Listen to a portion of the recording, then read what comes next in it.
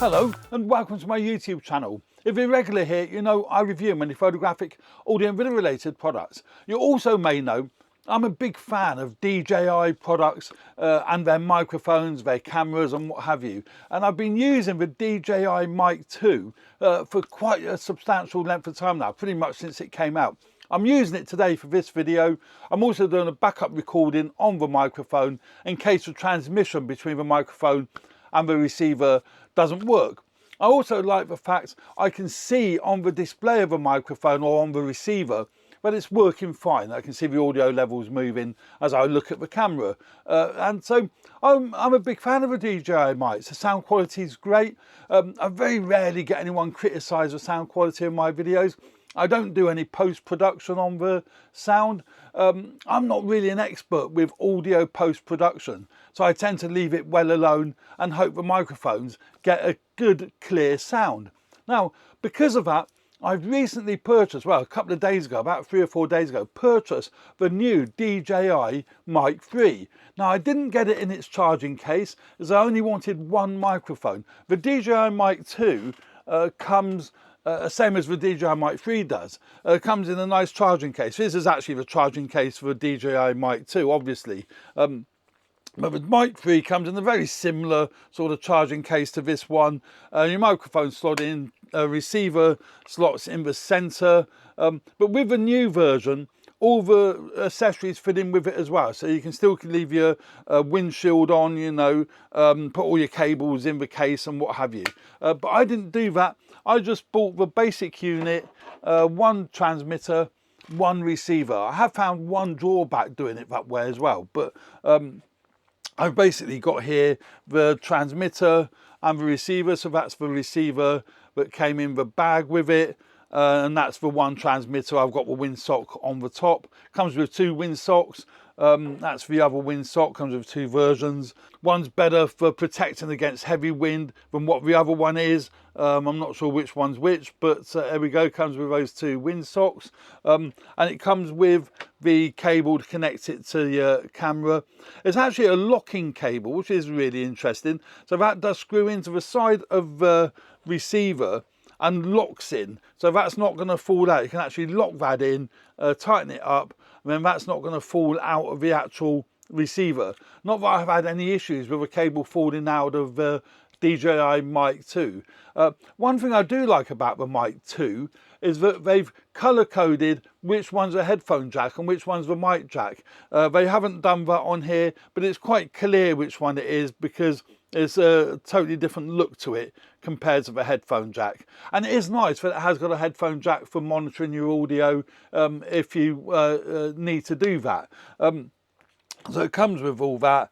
It also comes with a USB-C adapter for using it with your mobile phone, and it all comes in this rather nice pouch. So yeah, that's part of it is absolutely fabulous. Now the audio, it works also with the DJI products such as the Osmo Pocket 3. So it'll work with the Osmo Pocket 3 without having to use the receiver. That's the key here. The transmitter will automatically work with the DJI Pocket 3. I know that I've used it with it. I actually use the DJI Mic 2 with the Osmo Pocket 3, but it does work with that. And it'll also work with the DJI Action 3 and Action 4 without having to use the receiver. I think that is awesome. The design of the receiver is very similar to the Mark II or the one, but it's a bit more compact. Everything's more compact. So this is tinier than what the DJI Mic 2 is, but the actual way it works is very, very similar. You've got an on-off switch on the side there. Just turn that on, and then the DJI logo comes on, and then that'll talk to the transmitter. If I turn the transmitter on, it's the red record button to turn the transmitter on. Just push that in, and then within a few seconds, a green light comes on. So them two will now talk. But annoyingly, and I haven't worked out how to turn this off yet, it keeps coming up with this confirm button to confirm the connection, I guess. There must be a way of turning that off. I'm not sure. It's really irritating me, that is. when it comes up with this environmental setting, either outdoors or indoors, and you set that up according to where you're going to be using the microphone. But I do believe somewhere in the settings you can turn all that off, so it literally just comes straight on. I will fiddle with that, and I will want to be able to do that. But once you have got it all working together, then you can see there the audio levels are working. You can see the display is moving up and down. So it's very clear, and you can clearly see that the microphone is communicating with the receiver. Now, I'm not going to go through all the features that this receiver has, because when you go into the menu, it's got dozens and dozens of different settings you can set up on this receiver.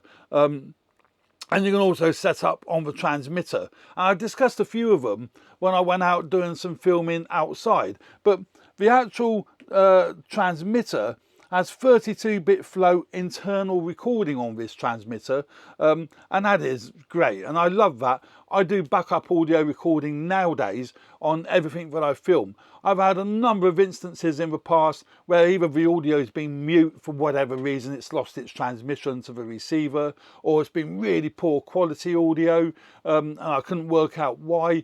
But now doing a backup recording on the microphone, it's very easy to sync it, post-sync if you need to. So brilliant feature that this does feature that. But with the backup recording, there's two modes that it will record, and I discussed that before when I was outdoors. It has noise cancellation built into this transmitter, and you just double click the red button to turn on the red button on the transmitter to turn on noise cancellation. So just be aware though, you don't double click the link button, because that tends to mute it. I don't know whether that's losing its link or whether that is actually designed as a mute button, but that tends to mute the microphone. On one of my takes, I accidentally double clicked the wrong button, and instead of turning noise cancellation on, it actually muted the microphone. So that was a bit dumb really, weren't it? So just be wary of that. But yeah, double click the red button, and then that turns on noise cancellation. You might not be able to see, but the colour's changed to sort of an amber colour as opposed to a green colour. Then double click that again, and the noise cancellation turns itself off. But with a backup recording in the microphone, you can set it in the receiver section to record the audio with the noise cancellation, but it also records it without the noise cancellation. So when you come to edit it, you can choose what you want. I think that is brilliant. You can set it to stereo, mono, whatever, because obviously if you've got two microphones, then you would probably want it set to stereo, so you can split it when you're doing the editing. Really compact. I do like its compact size. It's quite a bit smaller, about half the size as the DJI Mic 2. Now this magnetic mount is really interesting as well. The number of times I fit the microphone on me, but it's pointing in slightly the wrong direction, as my Mic 2 is now. You can see it's more pointing over that way than it is up towards my mouth. Well, with the clip on the DJI Mic 2, it's rotatable. It's magnetic, but it's completely rotatable. So as you put it on, it clicks into place. So you can switch it to 180 degrees all the way round, up that way, and then turn it around again. You feel it click as it clicks into place. So if you have to mount the clip at an odd angle, you can turn the microphone now to face the voice. I think that is genius. I think that is really, really clever. Also comes with a little magnet, so you can hide the microphone under your shirt if you want to. They've also redesigned the wind muff, so it fits on there nicely now. It's not fiddly to fit, it's a nice fit. So an all-round, fantastic little design unit with loads of audio features that you don't tend to find in other microphone kits. So yeah, I do like it. I will be going into more detail what some of these features are. One of the downsides with buying it this way, although it does all come in a pouch, there are no USB-C ports now on the actual transmitter. So there's nothing on here to be able to connect this to your computer to offload the actual audio. But what we do supply is a little cable with the pins on the bottom of this adapter. It's basically an adapter that this transmitter fits into, A, for charging it, and also for offloading the footage to your computer. So you just have to be really conscious now that you don't mislay or you don't lose this cable. Now, if you're going out doing some filming on location, you need to offload the footage to your client or whatever on location, or the audio on location, and you leave this behind and you haven't got a charging case, then you're a bit stuffed really, because you can't. And I think that's a slight oversight on DJI's part, but you can't do that. But it's the size of the unit, I guess. They've had to make it, well, not had to, they've made it so compact that they actually can't fit a USB-C port on here. So that's a slight downside. But I think the vast majority of people are going to be buying this transmitter as part of a package with the charging case, and you won't need this adapter then, because the charging case acts as your device to connect it to the computer. So you plug the USB-C port into the charging case, and then that'll pick up the receivers from there. But yeah, sound quality is beautiful with this unit. It does have the display. It is a touchscreen display, so you can go through all your settings using the touchscreen, as you see there. And there's a plethora of settings on here you can set it for. You can set it to automatically turn off when turn on and off on your camera. I've got that set up. That saves battery. I mean, that's again a brilliant little device, but it doesn't turn on and off the actual transmitter though. You still have to manually turn that on and off. And the one thing that I do really like, again, that the Mark II has, when you set the transmitter to recording, so you can see there that the two are talking to each other. As I said before, you can see there on the receiver. And then if I hit the record button on the actual transmitter, it's showing up on the receiver. So if this is facing you or the camera person, they can clearly see that it is recording the backup audio because the red record frame is around the screen. I mean, that's a really, really useful indication that it is recording backup audio. Like on my DJI Mic 2, I can see that it is recording backup audio because I can see the red record frame around the screen. So that's really, really useful little feature of that. Really do like that. So yeah, that's the DJI Mic 3. Now, take a look at this clip where I've done some filming in the garden. You can see the audio, you can hear the audio quality is beautiful. I haven't enhanced it. The audio quality is great. It's even works as I turn me back to the camera. So take a look at this clip. I've come outdoors to do a quick sound test with a DJI Mic 3. I'm going to walk down the garden, see how well it works as I walk down the garden and turn me back to the camera. Now this is a really compact and a great little microphone setup. Now, the lovely thing is the receiver that fits on the culture of your camera, or you can use it with an iPhone, you can use it with a smartphone. I'm using it with my camera, so of course I'm using the receiver that fits on the camera. You can either have the screen facing me, or you can turn it around on the culture and have it facing the camera person, if indeed there was a camera person. I work on my own, so there is no camera person. So it's great that I've got it facing me. It's also got backup recording. I've already started the recording on the microphone, so you can see here that it is recording. There's a red record light on the recorder to show that it is recording. It's recording two types of audio. You've got audio that it'll be recording with any sound effects that I put on it, such as noise cancellation, and a clean audio track. So you've got two choices when you edit, and that is fantastic on the backup anyway. It's transmitting directly to the camera. The signal should be really good at this sort of distance. I'm going to walk down the garden path with my DJI Osmo 360, so that'll be really good. And I've got my DJI Mic Mini here, just connected to the 360. So when I sync the audio, I'll get a better audio quality, because you won't get very good audio to be able to sync it with a 360 out that sort of distance. So I'm going to walk down the garden path, see how good the sound is. There is no noise cancellation turned on. I've got the wind muff on. There's two types of wind muff. I've got the basic one for sort of slight gusts and what have you. So as I turn me back to the camera, the sound may go because I'm blocking, my body is blocking the transmission signal.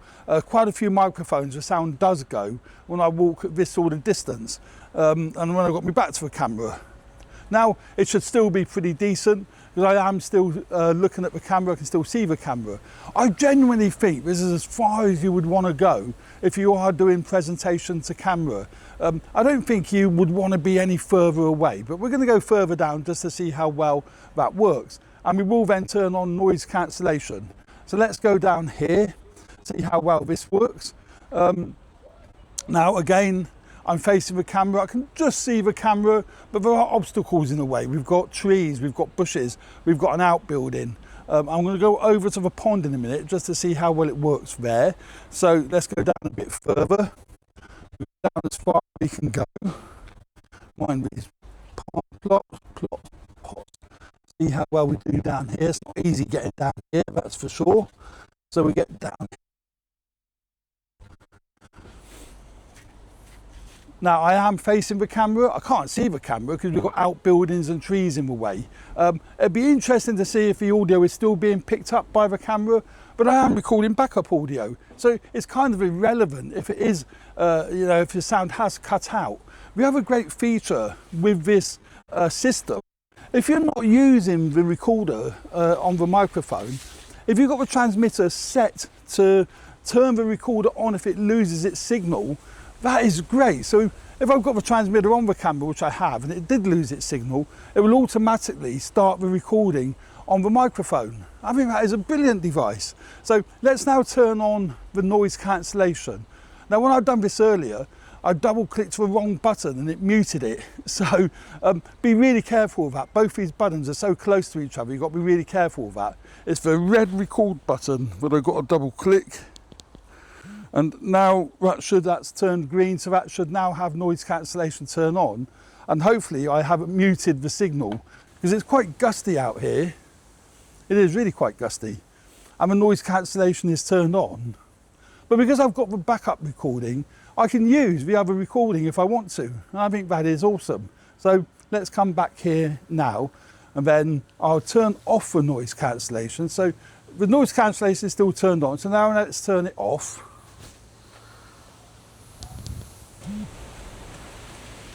I do believe I've turned off the noise cancellation, can't be 100% sure. That's glowing green now, so I think the noise cancellation is turned off and the transmission is still working because it's showing that it's working on the display of the receiver. So I think I've got it right this time. So let's now go back into the studio and see what that sounds like and we'll carry on with a review. So there we go, that was the audio quality from the DJI Mic 3. Now the audio did disappear as I walked further down the garden, certainly as I turned me back to the camera, but as I said in that clip, how many people are going to be doing filming of somebody talking to camera at such long distances? They're not really going to. I really genuinely don't think they will. So I love this kit. I think it's really, really good. There will be more videos coming out about the DJI Mic 3 because I'm going to be using it on a regular basis. So there we go. Thanks very much for watching. I hope you found this video useful. Please subscribe to my channel if you haven't already done so. Hit the like button if you like the content of my videos. Would really, really appreciate that. And don't forget to share this video with other people if you think they may find this video useful. Thanks very much. Cheers for now. Bye.